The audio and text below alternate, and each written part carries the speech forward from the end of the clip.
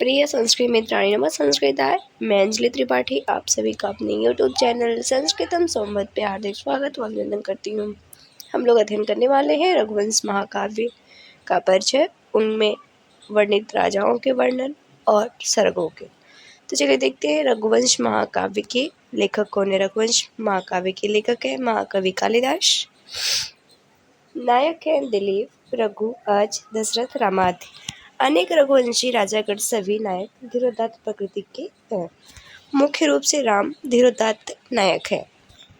काव्य विधा है महाकाव्य। रचना ईस्वी पूर्व प्रथम शताब्दी से चतुर्थ शताब्दी के मध्य। विद्वानों में मतभेद है। सर्ग है रघुवंश में 19। आइए देखते हैं सर्ग कौन कौन से हैं, सर्ग के नाम और श्लोक संख्या। प्रथम सर्ग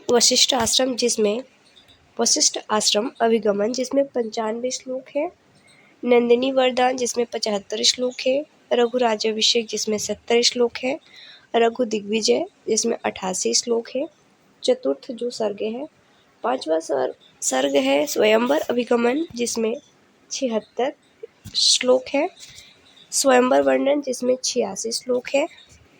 अज पाणी ग्रहण जिसमें 71 श्लोक है। अज विलाप जो 8वां सर्ग है उसमें 95 श्लोक है। मृगा वर्णन जिसमें 82 श्लोक है। 9वां सर्ग है। रामावतार जो 10वां सर्ग है, महत्वपूर्ण 86 श्लोक है। सीता विवाह वर्णन 93 श्लोक है। 12वां सर्ग रावण वध जिसमें 104 सबसे बड़ा यही है सर्ग, 104 इसमें श्लोक है। अगला है 13वां सर्ग जिसमें दंड का प्रत्यागमन 79 श्लोक है। सीता परित्याग 87 श्लोक है। श्री राम स्वर्गारोहण 103 श्लोक है। कुमुदती परिणय जिसमें 88 श्लोक है, 16वां सर्ग है। अतिथि वर्णन 81 श्लोक है, 17वें सर्ग में। 18वां सर्ग है वंशानुक्रम जिसमें 53 श्लोक है, सबसे छोटा ये है। और रावण वध जो 12वां सर्ग है वो सबसे बड़ा है। 19वां सर्ग है अग्निवर्ण श्रृंगार जिसमें 57 श्लोक है। कुल सर्ग है 19 और कुल श्लोक संख्या है 1569। सर्वाधिक श्लोकों वाला सर्ग 12वां श्लोक जिसमें 104 श्लोक है। न्यूनतम श्लोकों वाला सर्ग है 18वां जिसमें 53 श्लोक है। रस देखते हैं। रघुवंश वीर रस प्रधान काव्य है। वीर रस के 4 भेद हैं, धर्मवीर, युद्धवीर, दानवीर और चौथा है दयावीर। रघुवंश में चारों वीर रसों का वर्णन है। रघुवंश के अंतिम सर्ग में मुक्त रूप से श्रृंगार का वर्णन है। करुण रस के उद्भावन में रघुवंश का अजविलाप अत्यंत रावक है।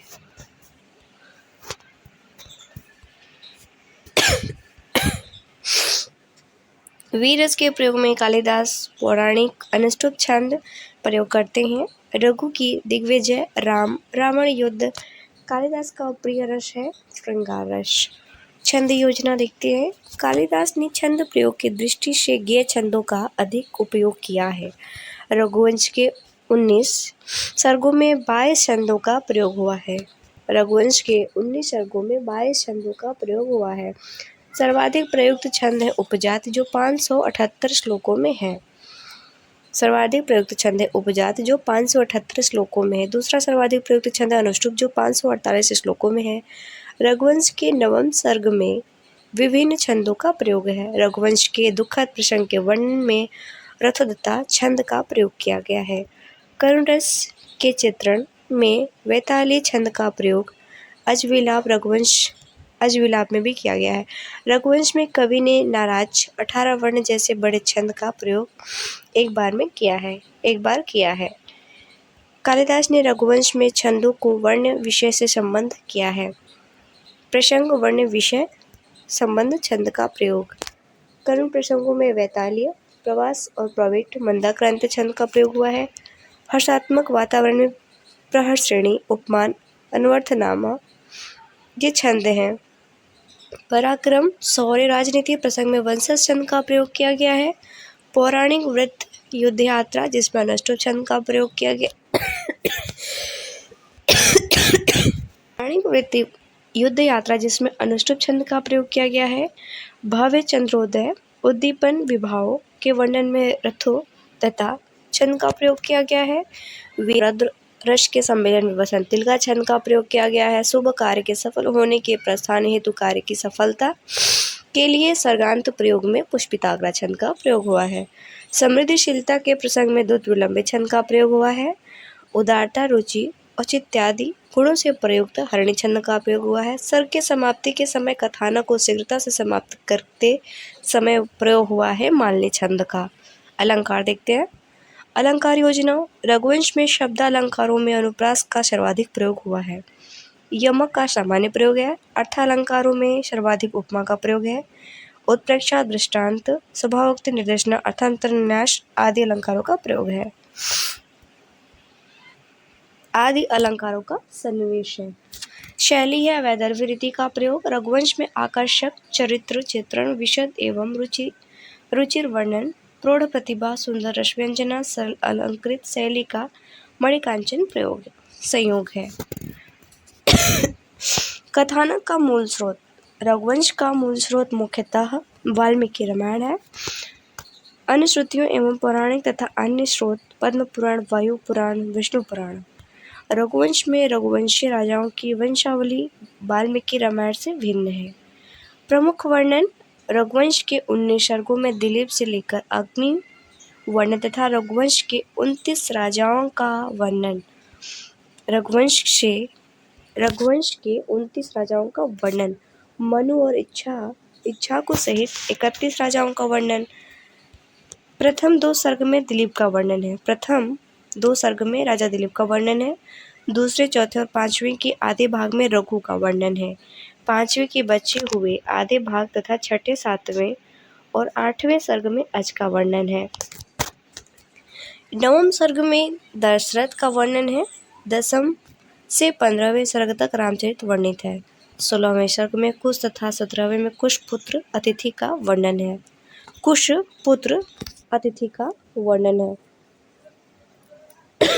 18वें में निषद तथा नल एवं नभ आदि 21 राजाओं का वर्णन है। 19वें सर्ग में अति विलासी राजा अग्निवर्ण के दुखद अवसान के साथ ग्रंथ समाप्त हो जाता है। रघुवंश में वर्णित राजाओं का क्रम दिलीप है, फिर रघु है, फिर अज है, फिर दशरथ है। दशरथ के 4 पुत्र हैं राम लक्ष्मण भरत और शत्रुघ्न। राम के 2 पुत्र हैं कुश और लव। अतिथि निषेध नल और नभ। पुंडरीक है क्षेम धनवा। यहाँ पे देवानिक की पुत्री है अहिनगु अहिनय परियात्र शील। उन्नाभ संखर विषुताश्य विशस्य हिरण्याव कौशल्य सोमसूत जो हैं पुत्र हैं पौष्य ध्रुव संधि सुदर्शन जो अग्निवर्ण रहते हैं। अंतिम रघुवंशी राजा जहाँ तक रघुवंश में वर्णन प्राप्त होता है।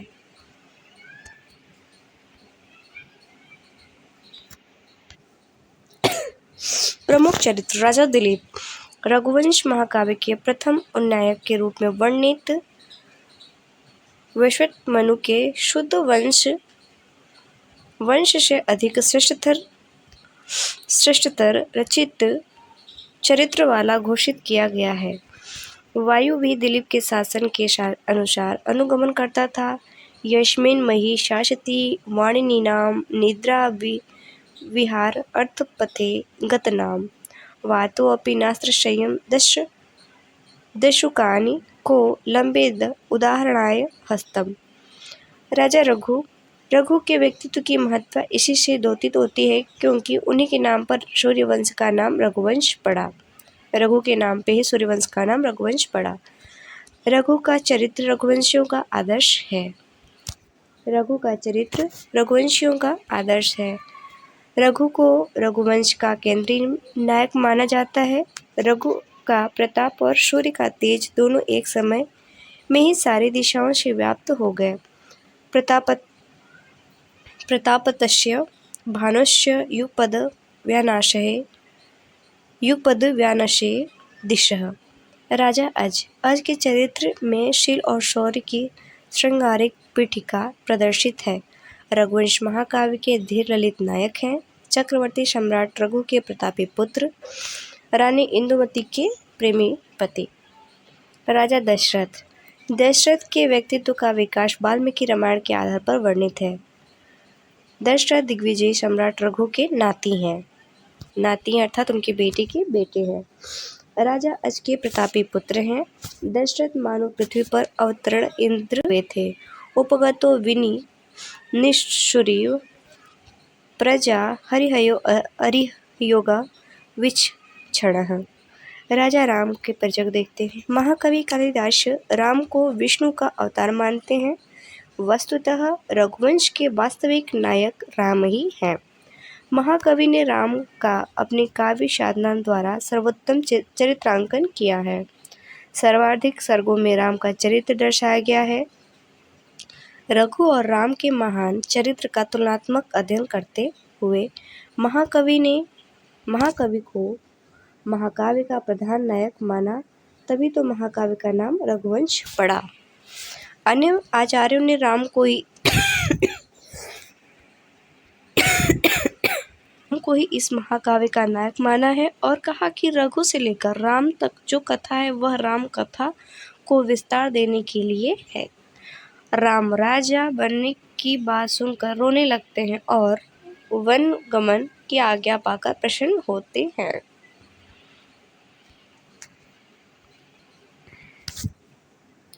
पित्रा दत्त रुदनं रामः प्राङ्मयि प्रत्यपदत्त पश्चाद्वनाय गच्छेति तदाज्ञां मुदितो अगृहीत।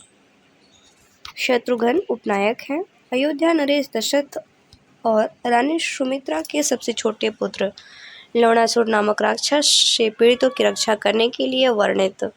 शत्रुघ्न ने यमुना तट पर मथुरा नगरी बसाई थी। कुश जो राम के पुत्र हैं, ज्येष्ठ पुत्र।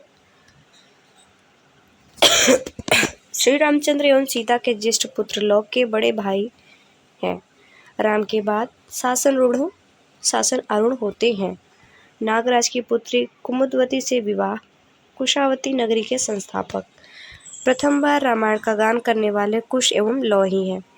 अतिथि कुश पुत्र अतिथि सूरवीर एवं जितेंद्रिय राजा हैं। राम के पौत्र तथा कुश एवं कुमुदवती के पुत्र।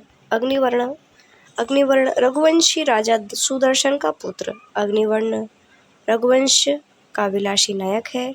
महाराज सुदर्शन ने सब शत्रुओं को जीतकर पृथ्वी को निसंकट बनाकर अग्निवर्ण को राजा बनाया।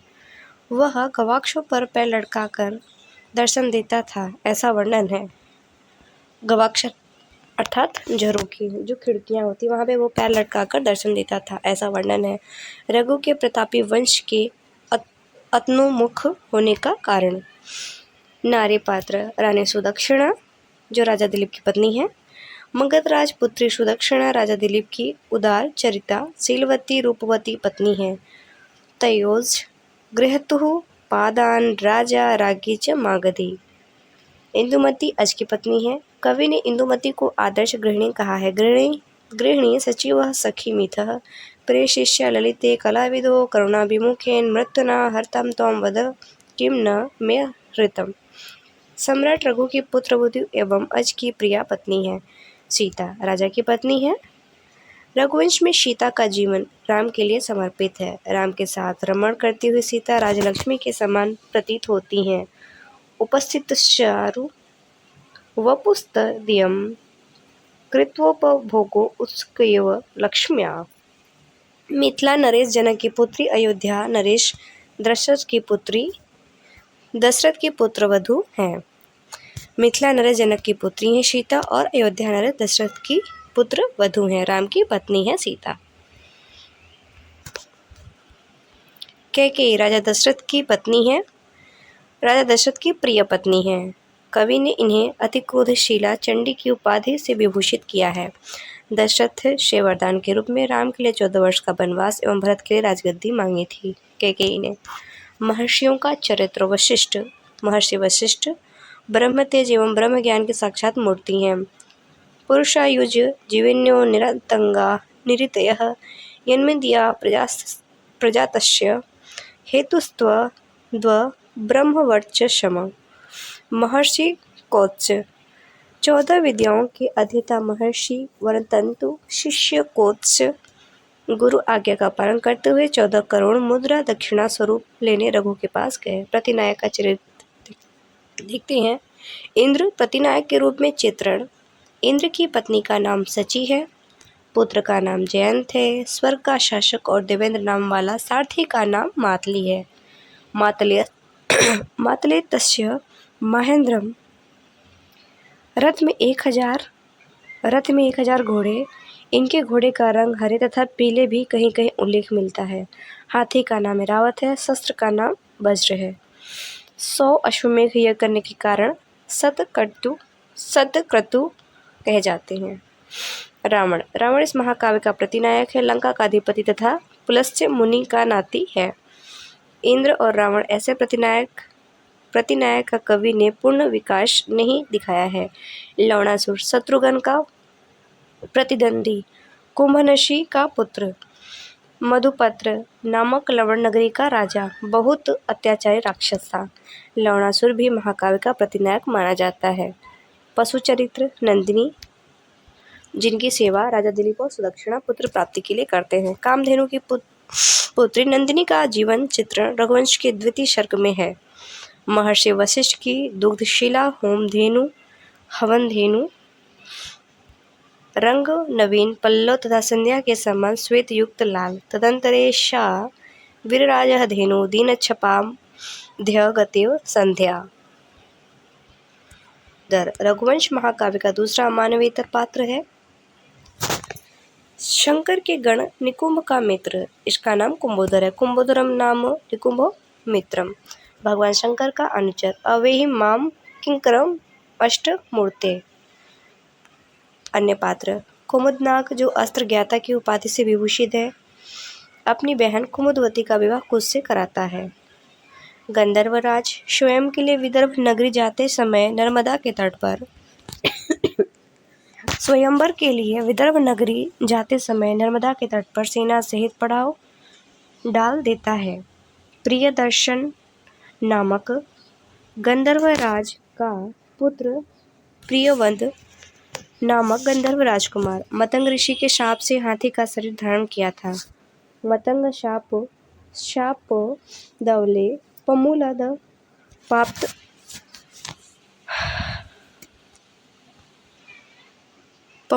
वाप्त वानांसी मतंग जत्वम अवेहि गंधर्वपतेस्तनुजम प्रियम वदम माम प्रिय दर्शनस्य। प्रमुख संवाद। दिलीप वशिष्ठ संवाद प्रथम सर्ग में है। दिलीप सिंह संवाद द्वितीय सर्ग में है। तृतीय सर्ग में है इंद्र रघु संवाद। कौस्त रघु संवाद पंचम सर्ग में। राम परशुराम संवाद एकादश सर्ग में। सीता लक्ष्मण संवाद चतुर्दश सर्ग में। कुश नायिका रूप अयोध्या षोडश सर्ग में। स्वप्न संवाद। रघुवंश के सर्ग एवं सर्गांत में प्रयुक्त छंद। सर्ग संख्या में प्रयुक्त छंद एवं सर्गांत में प्रयुक्त छंद। सर्ग के अंत में जो प्रयुक्त छंद है और सर्ग में जो प्रयुक्त छंद है। प्रथम सर्ग में अनुष्टुप छंद है और सर्ग के अंत में प्रहश्रेणी छंद का प्रयोग हुआ है। द्वितीय सर्ग में उपजाति है, लास्ट में माल्य छंद है। तृतीय सर्ग में वशंस छंद है और सर्ग के अंत में हरणी छंद का प्रयोग हुआ है। चतुर्थ सर्ग में अनुष्टुप है और लास्ट में प्रहश्रेणी छंद का प्रयोग हुआ है। पंचम में उपजाति है, फिर अंतिम में पुष्पिताग्रा है। छठे सर्ग में उपजाति है, फिर सर्ग के अंत में पुष्पिताग्रा है। सप्तम अंक में उपजात छंद है, सर्ग के अंत में माल्य छंद है। अष्टम में वैताली और लास्ट में मंदाक्रांता है। नवम में दुत विलंबित है और सर्ग के अंत में वसंत तिलका छंद का प्रयोग हुआ है। विभिन्न छंदों का प्रयोग। दसम में अनुष्टुप है और सर्ग के अंत में माल्य है। एकादश रथोदत्ता, सर्ग के अंत में माल्य छंद का प्रयोग है। द्वादश में अनुष्टुप है, फिर सर्ग के अंत में महामाल्य छंद का प्रयोग हुआ है। त्रयोदश सर्ग में उपजाति छंद का प्रयोग हुआ है और सर्ग के अंत में वसंत तिलका छंद का प्रयोग हुआ है। वैसे ही चतुर्दश सर्ग में उपजात छंद का प्रयोग हुआ है और सर्ग के अंत में मंदाक्रांता छंद का प्रयोग हुआ है। पंचदश 15वें में अनुष्टुप छंद का प्रयोग हुआ है। लास्ट में मंदाक्रांता 16 सर्ग में उपजात और फिर अंतिम में मंदाक्रांता छंद का प्रयोग हुआ है। 17वें सर्ग 17 सर्ग में अनुष्टुप छंद का प्रयोग हुआ है, फिर सर्ग के अंत में मंदाक्रांता छंद का प्रयोग हुआ है। अष्टादश में उपजात, फिर मालनी छंद का प्रयोग हुआ है और एकोनविंशत अर्थात 19वें सर्ग में उपजात छंद और सर्ग के अंत में मंदाक्रांता छंद का प्रयोग हुआ है। उपजात छंद का प्रयोग सर्वाधिक 9 सर्गों में किया गया है। 2, 5, 6, 7, 13, 14, 16, 18 और 19। अनुष्टुप छंदों का प्रयोग निम्नलिखित 6 सर्गों में किया गया है। 1, 4, 10, 12, 15 और 17 में। वंशन छंद का प्रयोग हुआ है 13वें सर्ग में। रघुदत्ता छंद का प्रयोग हुआ है 11वें में। एकादश वैताली छंद का प्रयोग हुआ है 8वें सर्ग में किया गया है। द्रुत विलंबित छंद का प्रयोग 9वें सर्ग में किया गया है। इस सर्ग में अनेक छंदों का प्रयोग हुआ है। सर्गानुसार वर्णन। मंगलाचरण, जो रघुवंश महाकाव्य का मंगलाचरण है। वागार्थाविव संपृक्तो वागार्थ प्रतिपत्ते जगतः पितरो वंदे पार्वती परमेश्वरः। रघुवंश महाकाव्य का शुभारंभ पार्वती और शिव के नमस्कारात्मक मंगलाचरण से हुआ है। नमस्कारात्मक मंगलाचरण है। मंगलाचरण 3 प्रकार का होता है: नमस्कारात्मक, आशीर्वादात्मक और वस्तु निर्देशात्मक। ग्रंथारंभ में कवि ने मंगलाचरण के माध्यम से शब्दार्थ रूप शिव और पार्वती की वंदना की है। वाक और अर्थ के प्रतीक स्वयं पार्वती एवं शंकर हैं, क्योंकि वे जगत के माता पिता हैं। वह शब्द अमृतत्व का द्योतक होता है। मगध के दोनों अक्षर की देवता पृथ्वी हैं, जो रचयिता को अक्षय कृत्य प्रदान करती हैं। अनुष्टुप छंद है। वाक मतलब वाणी होता है, अर्थ मतलब लक्ष्मी होता है। ईय शक्ति शैव दर्शन के अनुसार। प्रथम सर्ग रघुवंश की कथा का आरंभ महाराज दिलीप से होता है। महाकवि ने दिलीप के पूर्ववर्ती राजाओं की चर्चा करते हुए कहा है कि इस वंश का प्रादुर्भाव सूर्य से हुआ। इस वंश में मनु पृथ्वीलोक के सर्वप्रथम राजा हैं। रघुवंशी राजाओं के जीवन में आश्रम व्यवस्था इसी प्रकार होती थी। शैशवे अभ्यस्त विद्यानाम यौने विशेषणाम वार्धक्ये मुनि वृत्तिनाम योगिनान्ते तनुजाम। प्रथम सर्ग में महाराज दिलीप संतान प्राप्ति का उपाय पूछने अपने गुरु वशिष्ठ के आश्रम जाते हैं। वशिष्ठ उन्हें कामधेनु की पुत्री नंदिनी गाय की सेवा करने का परामर्श देते हैं। द्वितीय सर्ग में राजा दिलीप द्वारा कामधेनु की पुत्री नंदिनी की सेवा का वर्णन है। नंदिनी राजा दिलीप द्वारा की गई 21 दिनों की सेवा से प्रसन्न होती है और उनकी परीक्षा लेती है। कुंभोदर सिंह का वर्णन है। दिलीप परीक्षा में सफल हो जाते हैं और नंदिनी उन्हें पुत्र प्राप्ति का आशीर्वाद देती है। द्वितीय सर्ग में रघु का जन्म, विद्या अध्ययन आदि। महाराज दिलीप ने समस्त शास्त्र विद्या और शस्त्र में प्रवीण रघु को युवराज बनाने के उपरांत अश्वमेघ यज्ञ प्रारंभ किया। अदृश्य रूप से इंद्र द्वारा यज्ञ अश्व अपहरण कर लिया गया। रघु और इंद्र ने घोर युद्ध एवं विजय प्राप्ति। रघु का राज्याभिषेक। अपनी वंश परंपरा के अनुसार दिलीप तपस्यार्थ वन चले जाते हैं। चतुर्थ सर्ग में रघु की दिग्विजय का वर्णन है। सर्वप्रथम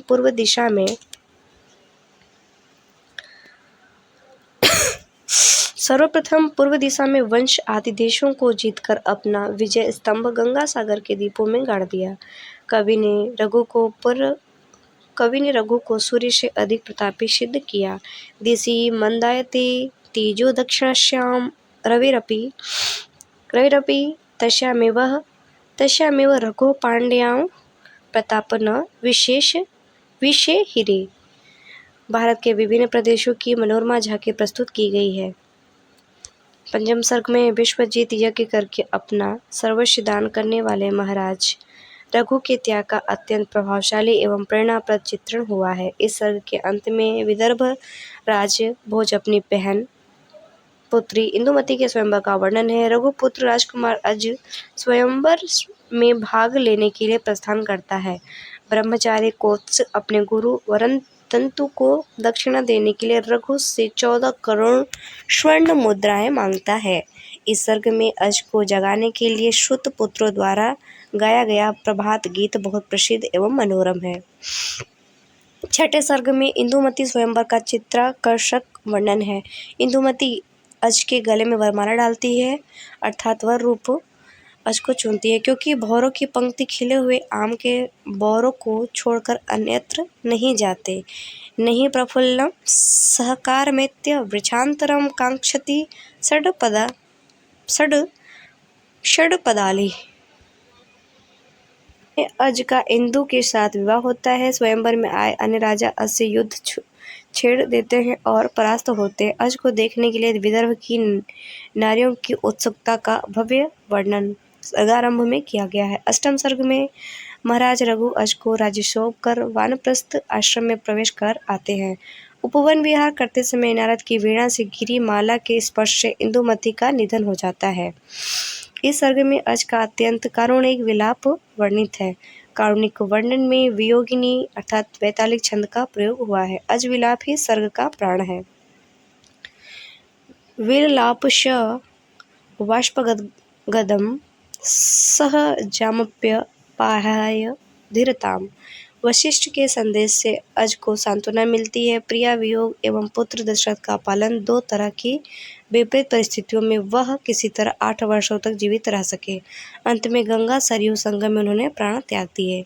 नवम सर्ग में है सर्गारंभ दशरथ के शासन के वर्णन से प्रारंभ होता है। महाराज दशरथ वन्यगज के भ्रम में श्रवण कुमार की हत्या कर देते हैं।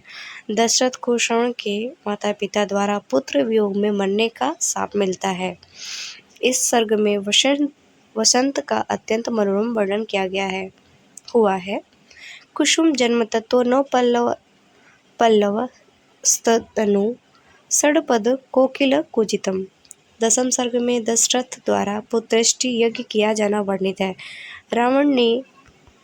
रावण से त्रस्त देवताओं का विष्णु के पास जाने का वर्णन, विष्णु का दशरथ पुत्र के रूप में अवतरित होने की घोषणा, राम आदि चारों भाइयों का जन्म। 11वें सर्ग में विश्वामित्र का राम और लक्ष्मण को अपने यज्ञ की रक्षा हेतु आश्रम ले जाना, ताड़का आदि राक्षसों का वध, विश्वामित्र के साथ राम और लक्ष्मण का मिथिला जाना, सीता स्वयंवर का वर्णन, राम द्वारा शिव धनुष भंग, रामादि चारों भाइयों का विवाह वर्णित है। परशुराम के पराभव का वर्णन। 12वें सर्ग में दशरथ राम के राज्याभिषेक का विचार करते हैं, तभी कैकेयी उनसे वरदान मांगती हैं। इस सर्ग में राम वनवास से लेकर शूर्पणखा वृत्तांत, सीता हरण, बाली वध, सीता खोज, राम रावण युद्ध, रावण वध तक की कथा कवि ने शीघ्रता से कही है।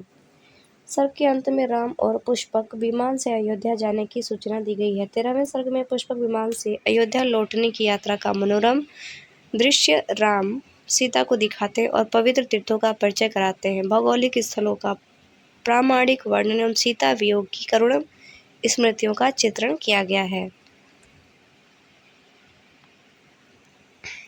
इस प्रसंग में 2 महत्वपूर्ण वर्णन है। समुद्र वर्णन, जो वेदेहि पश्यामलया द्विभक्तम मत्स्य तुनाम फली फेनीलम्बु राशिम।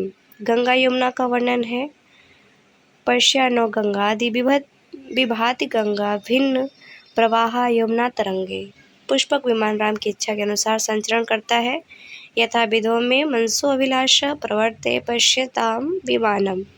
चतुर्दश सर्ग अर्थात 14वें सर्ग में राम का राज्याभिषेक एवं राम राज्य वर्णित है। इस सर्ग में राम के द्वारा लोकापवाद कारण सीता का परित्याग वर्णित है। लोकापवाद और बलवान मतों में लोकापवाद के कारण छोड़ी गई सीता राम को लक्ष्मण द्वारा संदेश देती है कि जो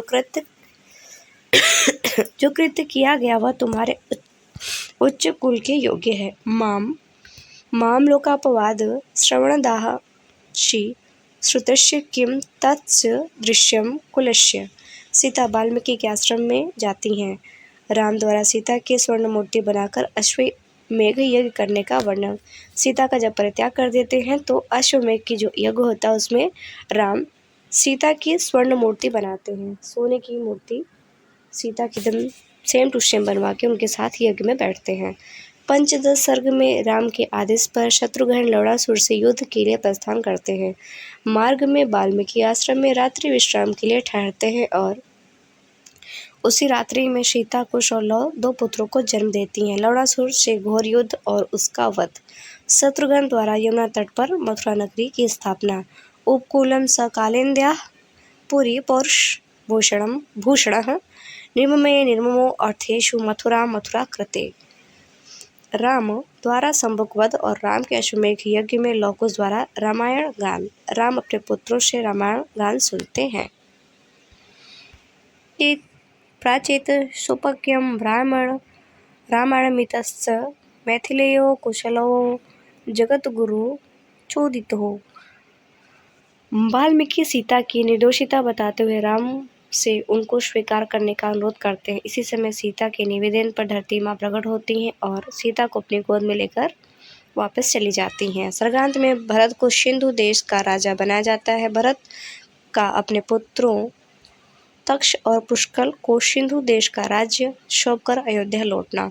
लक्ष्मण के पुत्रों को कारपथ का राज्य सौंपा जाता है। सर्गांत में राम लक्ष्मण आदि का महाप्रयाण।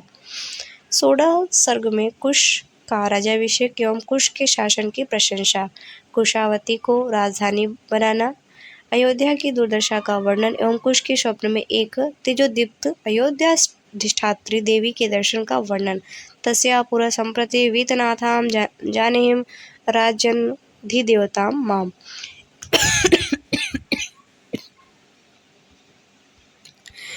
देवी के कथनानुसार कुश पुनः अयोध्या को अपनी राजधानी बनाते हैं। कुश का जल विहार में आभूषण खोने का वर्णन। कुमुदनाग पर कुश द्वारा गरुणास्त्र का प्रयोग करने पर कुमुदनाग अपनी बहन कुमुदवती को कुश को उपहार स्वरूप देता है। कुमुदवती एवं कुश विवाह वर्णन। सप्तदश वर्णन। कुमुदवती से अतिथि नाम का पुत्र जन्म लेता है। अतिथिम नाम काकुत्स्थां पुत्र प्राप्त कुमुदती।